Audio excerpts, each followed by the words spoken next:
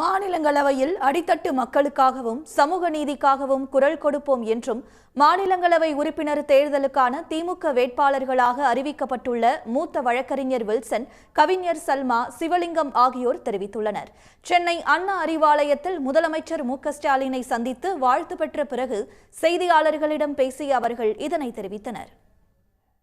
எந்த திட்டங்களும் தமிழகத்திற்கு வரக்கூடாது என்று கங்கணம் கட்டி வேலை செய்து கொண்டிருக்கிறார்கள். இப்பொழுது கூட பார்த்தீங்கன்னா சமகர சிக்ஷா 2152 கோடி எங்களுடைய தமிழ்நாடு முதலமைச்சர் அவர்கள் கூறியது போல் உச்சநீதிமன்றத்தில் வழக்கு தாக்கல் செய்துள்ளோம். இது போன்று நிறைய திட்டங்கள் தமிழகத்துக்கு வரவிடாமல் தடுத்து கொண்டிருக்கிறார்கள். நீங்கள் ரயில்வே திட்டங்கள் கூட எடுத்துக்கொண்டீங்கனால் கூட பார்த்தீங்கன்னா கூட அது நிறைய திட்டங்களுக்கு பணம் ஒதுக்காமல் இன்னும் வஞ்சித்து கொண்டிருக்கிறார்கள். ஆகவே இதையெல்லாம் நிச்சயமாக பாராளுமன்றத்தில் நாங்கள் குரல் கொடுப்போம்.